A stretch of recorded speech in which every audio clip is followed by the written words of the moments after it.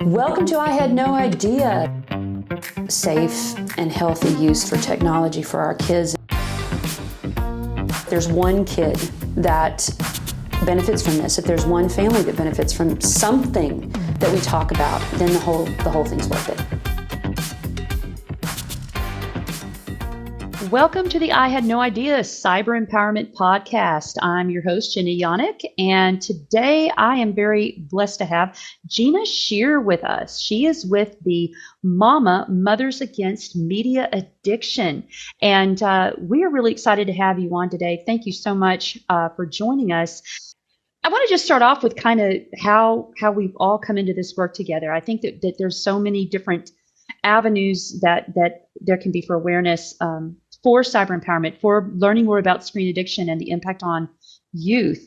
The name of our show is I Had No Idea, because there's so much that happens when we're learning about technology with our youth. What is one specific moment or a piece of data that maybe made you have those words or realize you wanted to join the fight in against social media addiction? Was there a moment or data that contributed to that?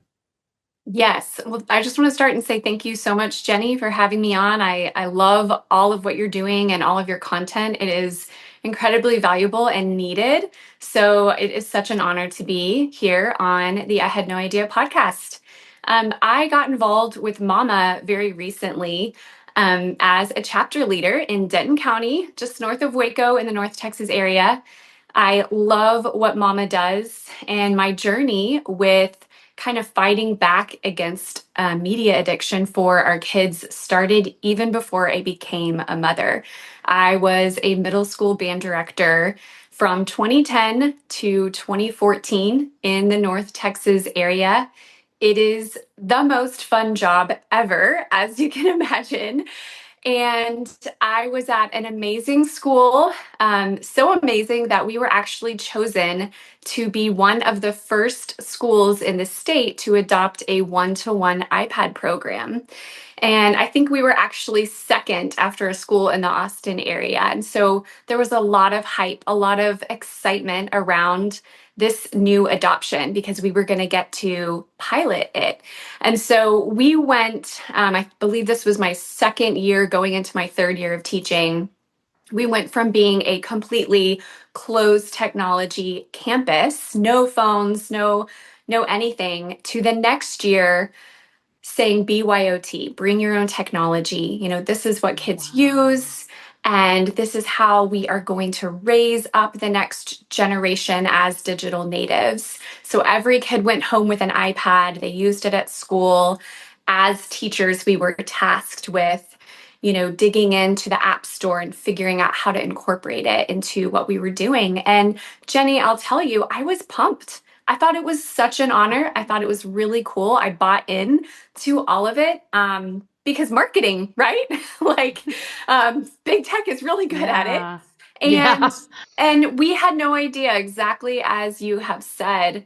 And so I was very eager to not make as many copies and collect information from my kids through, QR codes and Google Forms. And have all their sheet music on their iPad. And I even went into the iTunes, we used to have this like iTunes University, and I created all their courses in there. I mean, I went crazy. I loved it. Wow.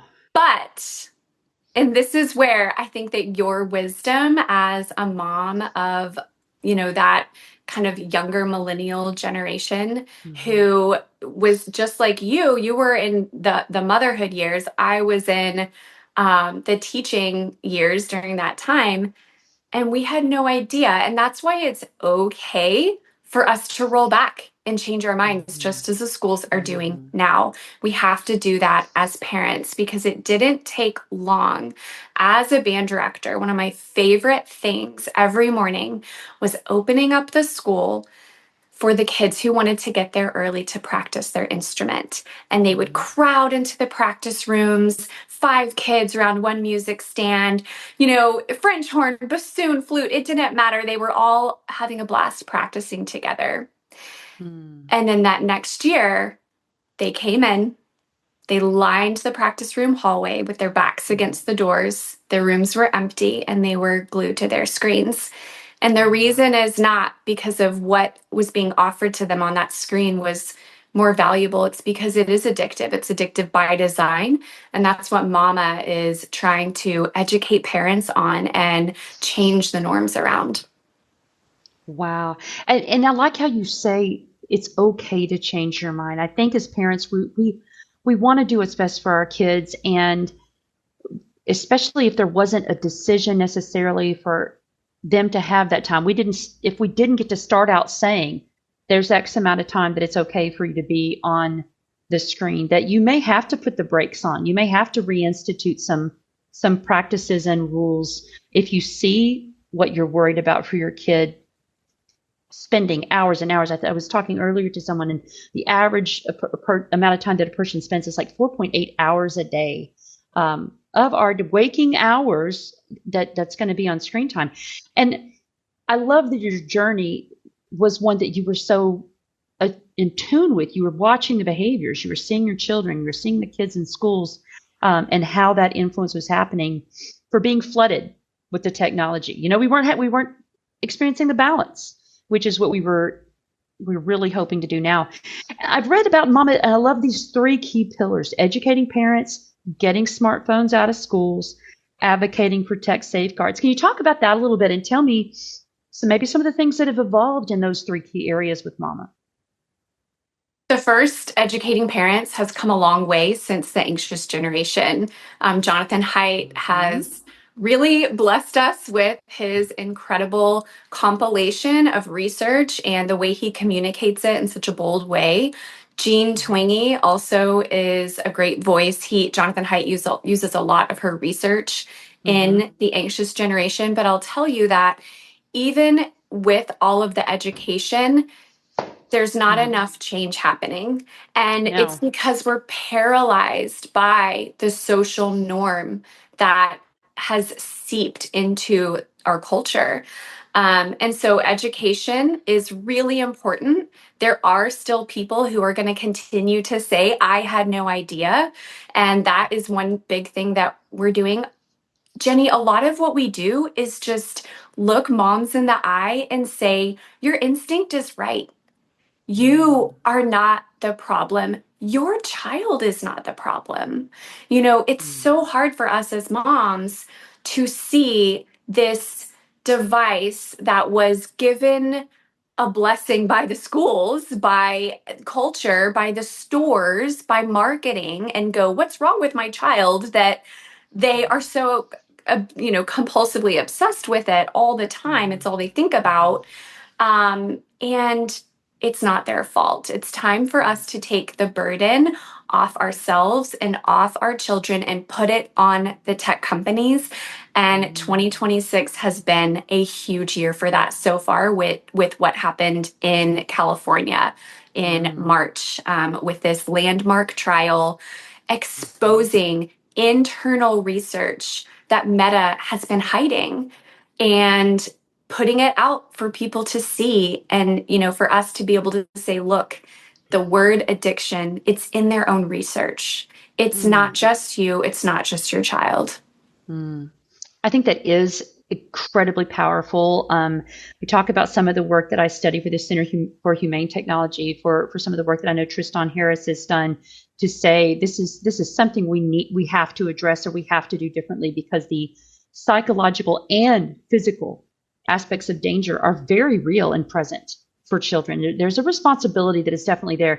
And I also want to say the Silicon Valley parenting paradox is a term that's coined about how there are developers who make the things that have that addictive capability and yet have a completely different set of rules themselves for the amount of exposure that there is for their own children. I just think that's so counterintuitive to the work that's being done. I don't see how you can have both of those things be in agreement and in alignment for the health of all children with something that's just so global in its impact. So that was, talk a little bit about that if you don't mind. There might be parents who are listening that may not be even aware of how big of a deal that landmark case is. It's huge. And no matter what happens in the appeals process, because this KGM, this young woman who sued Meta and Google for her use of YouTube for harm, contributing to the harm that she had experienced with her depression, with body dysmorphia, and suicidal thoughts. She won. They won this case, and this is one of thousands that are out there waiting to have their day in court. So it's not a unique case. And no matter what happens in the appeals process, they have been exposed. The biggest part about this case is that evidence was brought forward from their own research. You know, Jonathan Haidt always says, we are exhausting ourselves out here trying to run our own studies, trying to collect our own research. They have the data. They've done their own research with all the information that they've collected. And we have been given access to that. I encourage parents to go to scrollingtodeath.com. Nikki has done an incredible job of documenting what happened in Los Angeles, and it's quite a series. Go watch it and just kind of see what happened in Los Angeles, and be excited. Be excited for the direction that we're heading in. Okay, I love that. I always love hearing about new resources. We are constantly at I Had No Idea trying to grab and find as many things. And it's so interesting to me because when you hear what you're sharing with us through Mama, we have lots of resources that are in agreement with what we're seeing as the recipients, as the consumers, if you will, and what's not good for our children. You said earlier, and I love this, that parents aren't the problem, kids aren't the problem. And there's so much guilt and shame and harm. When I'm even speaking to student groups, and I will say to them, you know, guys, there's trap doors, and you don't see a trap door, but that's built into the system. Good. Or there are people that have come on a system that is built with no guardrails whatsoever, and they manipulate that. They're getting access to kids. So Mama often says that we're kind of in a parenting crisis, for a parent who may be listening and think their kid may just be, they're just being a teenager, that maybe that amount of time that they are spending online is just a part of the way things are today.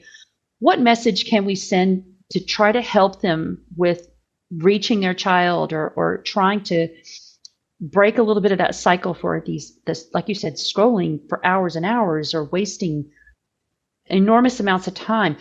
Seeing a decline in social skills is what we see vastly in youth today in this generation. What kind of things would you say to parents that are experiencing that? I want to tell parents that you're not alone, and there's a reason that you feel this way. There's a reason that you feel stuck with no hope, feeling like, well, I'm just going to throw my hands up. This is just the way it is. I hope we make it through. I'll also say that there are parents who believe that all of those things that you have done such a great job, Jeni, of talking about on this podcast, all of the cyber threats, all of the harm that can be caused online, people don't think it's going to happen to their kids because they're great parents.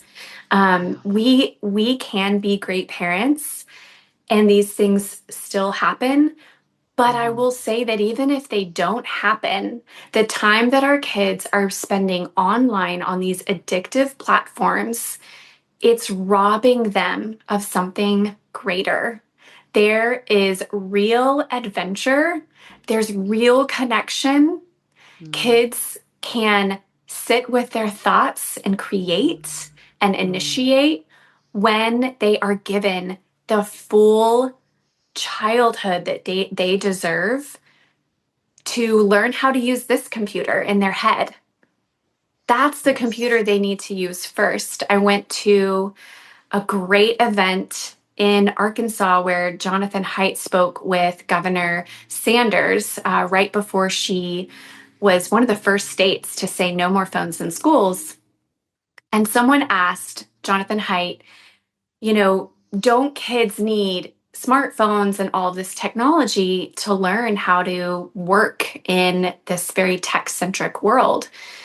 What will happen to them if they don't? And he said they need to develop their prefrontal cortex if they want to be able to work in a tech-centric world. They're two very different machines.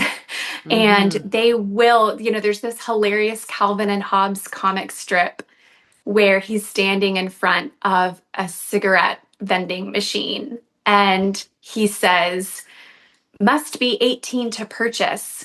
Well, by then I'll know better. And he kind of, huffs and puffs, but it's true.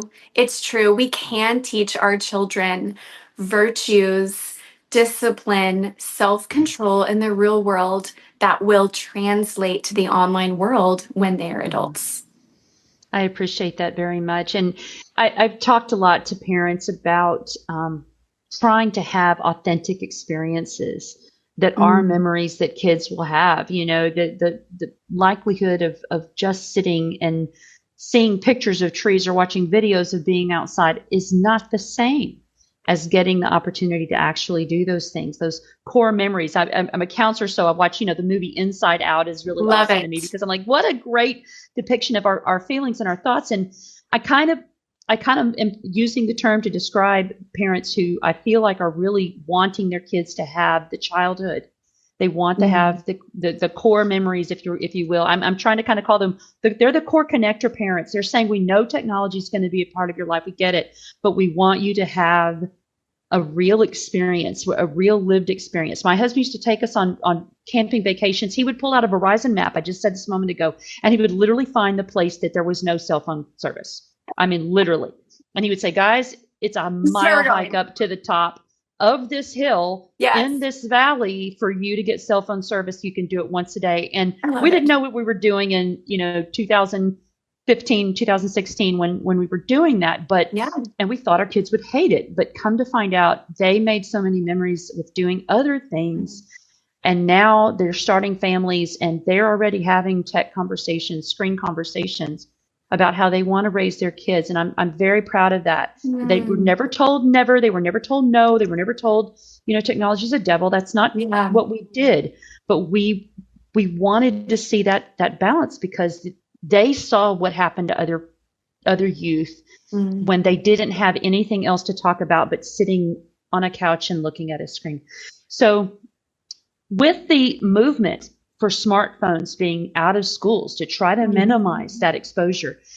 Tell me a little bit about that. Why is having a cell phone in the backpack, why is that not enough? Tell us where that needs to go with smartphones Jenny, out of I'm schools. so glad you asked that because one of the biggest things that we talk about in my Denton County Mama chapter meetings is the laptops at school.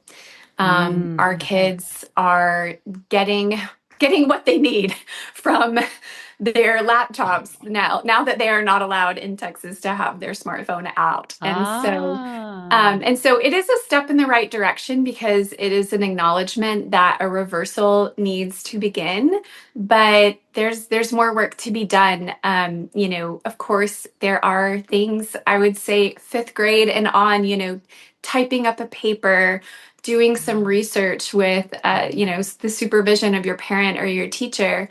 But our first graders and our kindergartners are taking spelling tests on laptops and iPads, tablets, and it's impacting their ability to think freely at school without a distraction, without this device that is innately addictive.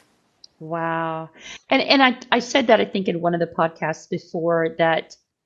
And it's not, again, I'm going to go back to the term. It's not villainizing kids. We all tried to figure out ways to get more candy when we were younger. It's the only thing I have to associate with this and what we wouldn't do to get a Tootsie Roll.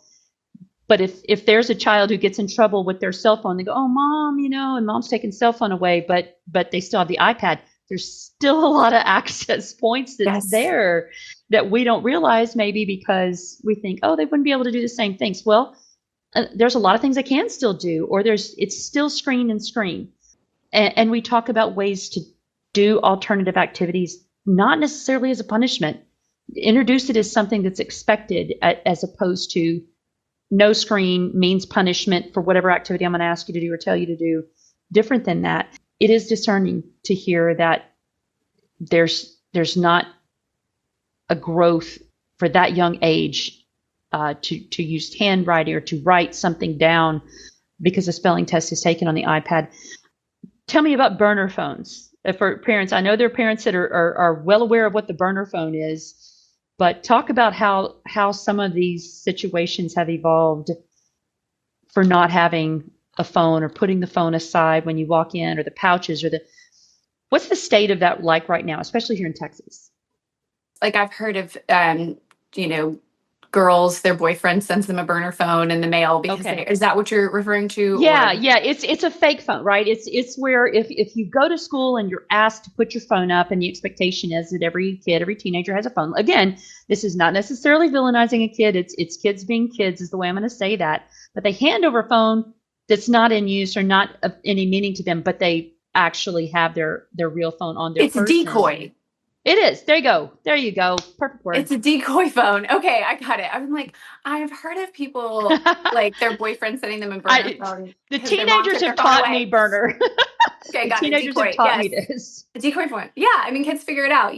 Like they're gonna find a way. And so even if they don't have the decoy phone, which is kind of it's funny if you think about it. It is. It really is.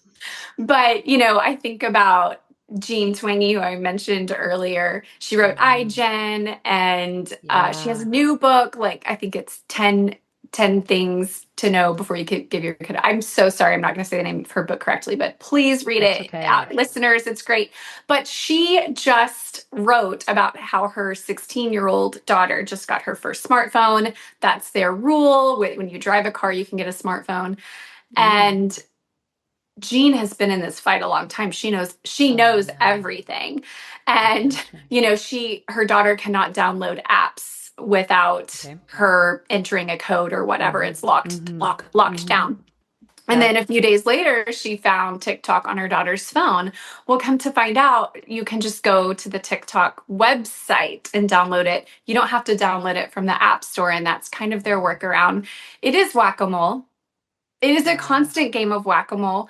And instead of, all of these one-off, the decoy, the app download through Safari, like trying to chase these workarounds that kids are going to find, we need a new vision for our kids.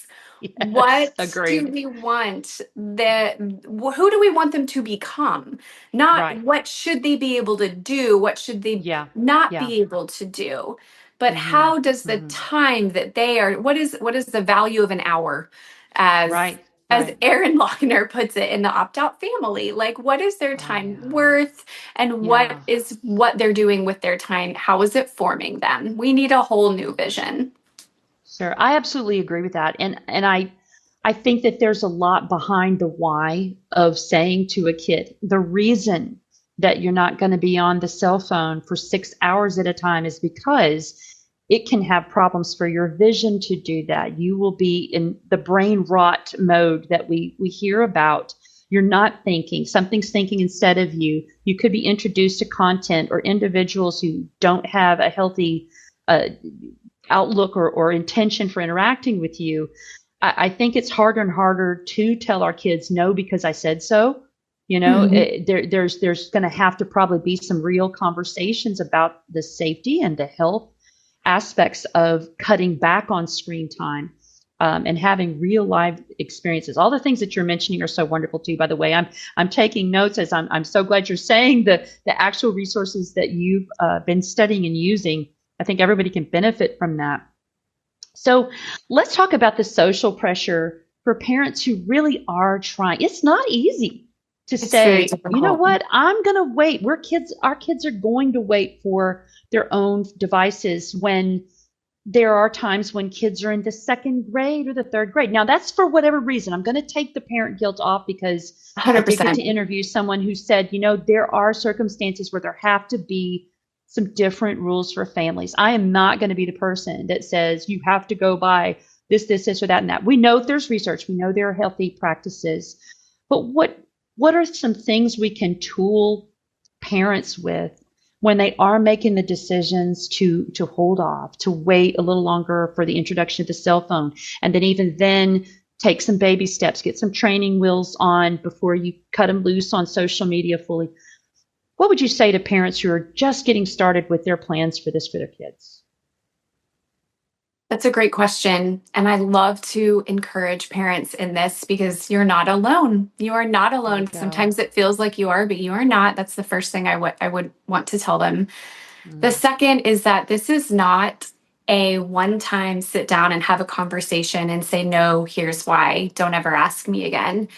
This is a constant conversation that you look for opportunities to have in order to get buy-in from your children. Buy-in is possible. It is possible for your kids to see other kids get a smartphone or be able to use a certain type of technology that they can't and feel bummed out about it, but also Mhm. understand.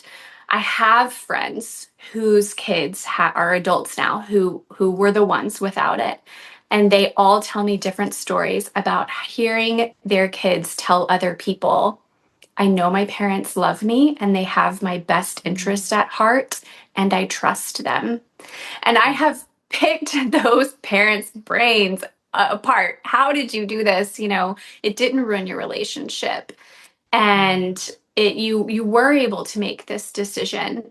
And so looking for those opportunities, maybe you see a family at dinner, just kind of caught up in their own worlds on their phones, and you say, hey, I don't know what's going on with them, but I'm really glad that we're sitting here with our phones away. Can you see how this can distract us from family dinners sometime? And again, no judgment, totally been No, that no, family. gotcha. But if you want to communicate that, then you can kind of go like, here's the contrast. Like I want our dinner time to be special.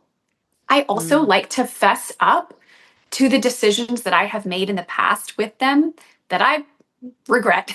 And so during COVID, we were like, wow, I have two boys. My oldest are boys. And I was like, they're so bored. All this time to fill. Let's get them a video game console. So, they played video games for hours during COVID. And now I look back and I'm like, they're they could have been enjoying the sunshine. And so laughing at ourselves and telling our kids like, hey, Oh. mom's not going to get it right every time. Mm. I wish I could go back and change this decision, but you guys have a video game Yeah. player now and we fight about it all the time. So I'm trying to cut Yeah. back on those wrong Oh. decisions in the future. But also there Oh. are great books. There are songs. There's this hilarious song called Dopamine by the Arcadian Wild, and we just sing the lyrics. It's silly. It's about, videos where a corgi is wearing a sweater, but there's this dark undertone of like your life is ending one day at a time while you consume content. And so there are Oh. fun, lighthearted ways to have these conversations with your Yeah. kids so that they feel like part of the conversation. Oh, I think that's an absolutely wonderful response to that. And I love that you said this twice now, and I think it should resonate with all of us that we're not alone in this because there's so much going on. There's so much out there. We know we love our kids. We know new things are being introduced. I mean, I feel like we're just almost getting a handle on the social media aspects of things. And here comes AI. I Mhm. mean, that is just a holographic alien from outer space kind of Mhm. thing compared to what we knew life to be uh, growing up and kids growing up in the social media era. So thank you for saying that. I think parents do need to hear that. And the same thing that you just said. If you heard my podcast before, I made the mistake of putting stuff in the Amazon cart for my son to build a homemade drone, having I mean, that no was a total mistake, though. idea. I was able to curb it a little bit because I entered it in a drone racing comp. I said, "Well, here we are. Let's I love just it. put this bad boy in a drone racing competition." But I was just not aware, and I think that kicked off a lot of my own intrigue because I said to myself, "My gosh, if this is possible." And a youth can find YouTube is still the number one social media platform right now used by anyone, just statistically. A lot of people might think, no, it's got to be TikTok or Insta or we Mhm. know Facebook is not where the youth are right now. But but it's still YouTube. Mhm. And that intrigues me because when I read about it, it is being used as an educational outlet for every or anything that's in the world. That could be from building a drone, that could be from, learning how to garden, it could be for other things. So I think that when you're talking about the conversations being ongoing, it's not a one and done. And again, and I always try to say it's not a no because I said so. I think that's perfect language because it's not going to be something a kid understands, not in this day and age. I appreciate that. So as far as like tech safeguards that you may be aware of, I know that there's an advocacy for trying to have things in place that are kind of similar to, car seats or toy safety standards. What's a design feature, if you would, if you just, and if there's not one that comes to mind immediately, but just maybe it's even a pie in the sky thing. But what is something that you feel like might not be the most healthy thing for minors, or something you wish was in place that could help us in this for screen addiction? The addictive features that Okay. we are talking about when it comes to, the addictive media that we are against, they work Mm-hmm. together.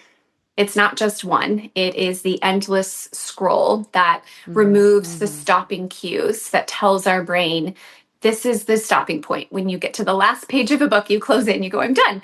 Right. It removes stopping cues. It's the endless scroll. Mm. The intermittent variable rewards. That's the notification system that they Mm-hmm. use. No matter what is in your app, no matter what's going on, they are going to find something to notify you of. And sometimes it will be helpful to you and sometimes it will not, which is why we gamble. It's a gambling system that they've learned from the design of the casinos to go, hey, we need something to keep them clicking and keep them checking. And adults have a hard enough time, kind of realizing what's happening to us when we just kind of click away at those notifications. I'm going to pull from Neil Postman. Mm-hmm. He said in the 80s, Sesame Street does not teach kids to love school, it teaches kids to love television. Wow. And that was in the 80s. And he was super not popular for saying stuff like that, as you can imagine. My kids watched a lot of Sesame Street. I But grew up on. now it's echoing throughout our current Mm. circumstance because although one of the most popular YouTube channels is all about sports, right? That Mm-hmm. channel doesn't really encourage my kids to go out and play sports and And play encourages them to sports. continue watching YouTube. Wow. That's very eye-opening insight, very much. And and the addictive capabilities, the pieces in that, like you said, and I don't know how that's going to be lessened or combated. I mean, I like I said, with the advent of AI, you would think that there could be more that would be used in a positive manner for trying to alleviate some of that. I wonder what you think about the mental health aspects. The exposure to the screens of social media. What kind of things is that doing for younger populations? That Another component of the addictive functionality is social capital, Yeah. social comparison, wanting to be liked as a human being. They're using it against us, especially against our children. And so, Mm-hmm. all of the metrics that you find when a kid wants to start a YouTube channel and they are going to Mm-hmm. obsessively follow their subscriber count and their view count and their like count, it is by design for it to be that way, for it to pull them back and keep them, using the platform in order to get that social validation.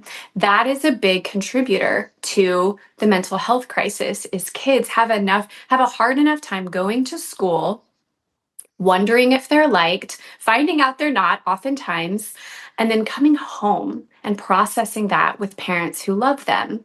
But home has changed. Home is no longer home.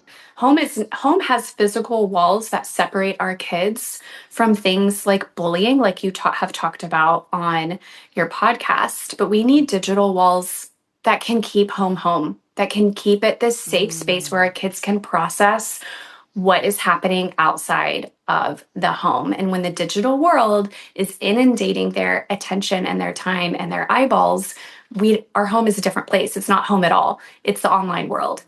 But all of the things that give you and I anxiety online, I can hardly read, a news website without accidentally reading something that I am incredibly disturbed by. Or, just like, didn't need to see that. Right. But they don't need to bear the weight of the world on their shoulders. They don't need global news at their fingertips in front of their eyes all the time. That's a lot for us as adults. When I was a young mother, using social media, I documented a pregnancy loss that I had. I had shared that I was pregnant. And then we lost our daughter at 23 weeks. She was stillborn. And I shared this on social media. And what happened to my feed after that was very disturbing. It was full of grief content and similar stories like mine constantly. It's like I couldn't escape it.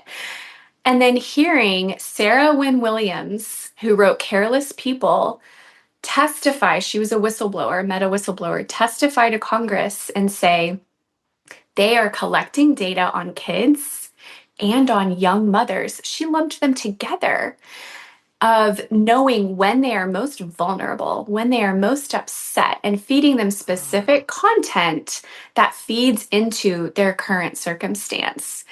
And my heart broke for having gone through that and experienced it firsthand. But our teenagers are going through adolescence. They don't have to be going through some traumatic event. It's That hard is traumatic enough. for everybody. It's hard enough, and there's plenty of content to draw them in and to feed them anxiety and stress and feelings of hopelessness. And this is happening to our kids in insane droves. It's awful. First of all, I'm very sorry for your loss and the bravery that it took to be able to share that. I know that there are aspects of that for connection that can help with people with lived experiences. That's only I'm going to say that because it helps them understand, as you said earlier, I'm not alone. But to be hooked into a repetitive cycle where you're just like in this whirlwind that you can't ever get your head out of because the system identified Exactly. this is what she is going to get more of. It's not necessarily you making the conscious decision about that, but that was what was dumped on you as a result is not what you asked for. It was not your intention. And I can see where that's a big manipulation, and a big disadvantage to using the site. That's not what you wanted. I appreciate whistleblowers. I appreciate the people who are coming forward and going, this is against our values. This is not what we believe in doing. And we don't want to be a part of something that has an actual mission statement for harm. Whether that's real or theoretical, but the actions. And if you're targeting kids and young mothers, that has a seemingly nefarious intent because you are exploiting a time in their lives that's already difficult. They're already going through hard times. I don't see the good. I don't see the outcome if those types of behaviors are being done by those who are constructing the platforms.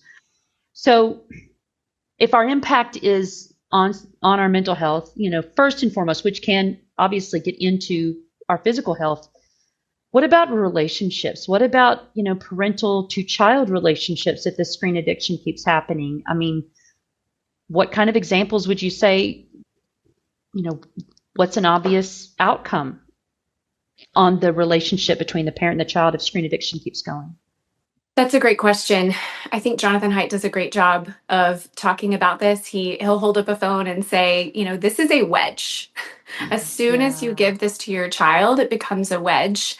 And some of us have gotten so used to hearing like the teenage years are hard, or your kids are gonna not want to have anything to do with you during their teenage years, but they'll come back, when they're adults and it'll be great. That we have brought the phone into the conversation and gone like, well, this is just part of that norm.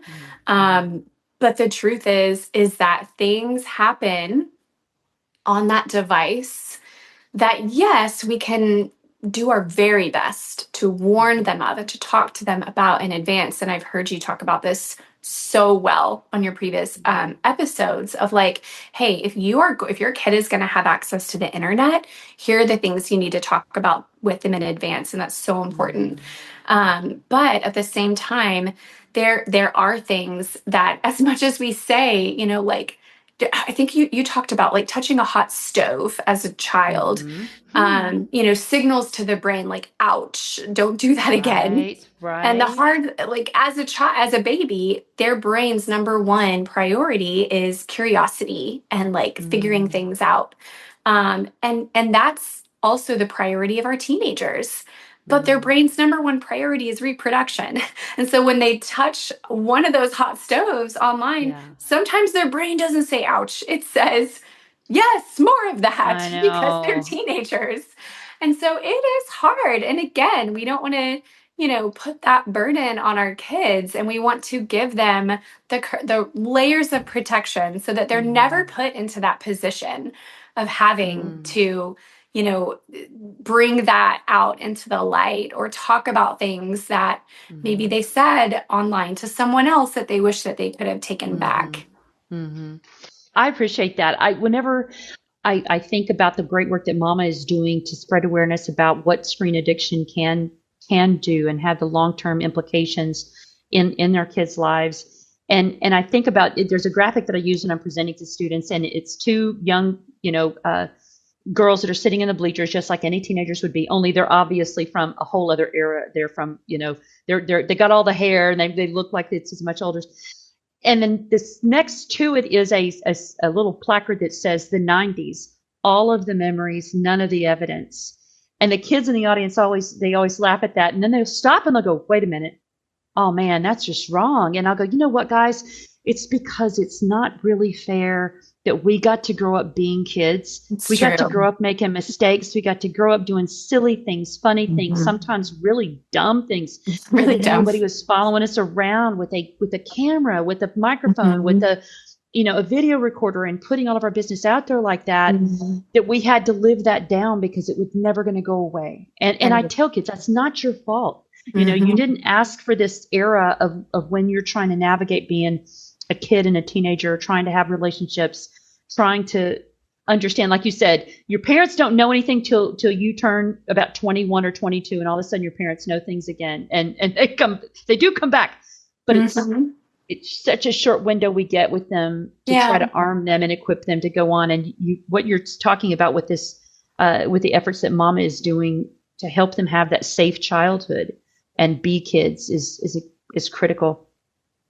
So if we successfully turn the tide, let's say that we are trying to work together, and all of us, I believe we are right now, to reach our children and our parents for healthy, safe use of technology. What does a healthy childhood look like? What could it look like by the year 2030? You hear that year come about, and I used to think it was far away. Now we're heading, almost to the end. We're midway through 2026. It's coming. Yeah.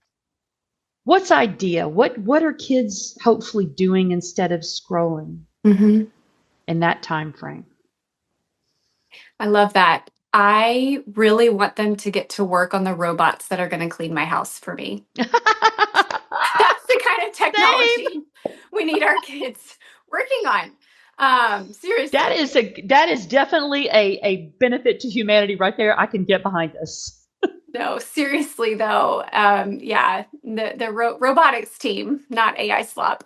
But really, just like you said, we have this short window of time when they're in this, kind of like wisdom. You use the word discernment a lot on your show, and I love that. This like teaching them how to discern, and we don't have time to just go along with what seems to be the right thing based on what the majority of the people are doing, because it will be 10 years by the time whatever the technology we're, AI or whatever dealing with right now, we go, oh, now we know. Right. Now we know, now we have the data. And so I want to encourage parents to be a scientist in your home, like observe your kid, observe how they respond to certain things. I have observed that when it is a beautiful day outside, my boys will first ask to play video games. And then they'll go, can I play video games or no, because it's a beautiful day outside. And I love them. And I hope they're not mad at me if they listen to this, but it's a joke that we make. But their brain is pulled to addictive technology because it is designed to be addictive. And so I think that children, should be told no to the addictive technology as much as we can, so that their brains can not just go and do the other things like enjoy the sunshine, create, write, read, spend time embodied with their friends, make stupid mistakes, like you said, that aren't documented. Not because they have to, but because they want to, because that's where their affection is going, because their brain has not been hijacked by addictive media. Absolutely. What a wonderful message. And it's authentic living. I just can't help but think that even with all of the advent of AI and technology, my mantra is nothing's going to replace a human hug. I just don't see that going away. Yes. All right. I mean, babies are going to have to be held by human mothers and loved by human beings. And can we live with technology? Yes, we can. But it's going to take a lot more intentionality for how to do that so it's not harmful. And finally, as we kind of wrap up, I see the work that Mama is doing being so pivotal. I love that you have a Denton chapter. I would love to spread more of that, especially, like I said, I have 12 counties here that are in Texas. There's a lot of counties in Texas, but 12 worth of being able to say, hey, this exists. Mama is a way to come together. So two things. One, Mothers Against Drunk Driving, which when you hear Mama, you can kind of hearken to how that movement went from taking drunk driving to an unfortunate phenomenon to an unacceptable phenomenon. Yes. Do you see that kind of being a culture shift direction that Mama may be trying to achieve with kids and their smartphones to bring that awareness there and being more about a policy versus a personal responsibility necessarily, or maybe in tandem a little bit? Do you see Mama having that potential impact? Oh, absolutely. Just like Mothers Against Drunk Driving, they saw a massive public health crisis, like you said. And they said, it doesn't have to be this way. We can come together and we can, demand change. And Mama is especially good at supporting people who are trying to make legislative change in schools, and even just change in homes with families. And so in only 2 years, Mama has grown from one living room in New York to nearly 50 chapters in 23 states. And so we are on fire, and we would love to have more chapter leaders, especially in Texas. And so please go to wearemama.org if you are interested in connecting with a local chapter or starting your own. Don't be afraid to start a chapter. I was a little afraid, but guys, Mama is full of everything that you need to get started, and they have the most incredible resources. I love that. It's the core connection. That's what I'm kind of coining, is the core connector parents who have those shared values. Thank you for sharing that, because that was going to definitely be my follow-up, is how to start or to get connected with a Mama chapter. We would love to see more here in our region in the state and beyond. That's amazing. 1 year, that much growth. I think that just shows how much people are just really starving for a way to come together, to understand each other, to learn. I just appreciate the work so much. What you all are doing is monumental, and we are honored to get to spread the word on that on our end. We're brand new as well. This is our very first year of inception with I Had No Idea. We definitely want to encourage all of the folks who are listening today. Go check out Mama, Mothers Against Media Addiction, and stay with us as we will be adding more resources. We're definitely going to make sure the Mama resources are added to I Had No Idea. And we can be found at www.ihadnoideace.com. That's I Had No Idea Cyber Empowerment. That's where the CE comes from. And thank you for joining us today, Gina. It's been a pleasure. I really hope we get to stay connected and visit again soon. Thank you so much, Jeni. Thanks for all the work you're doing. You guys are amazing. Thank you.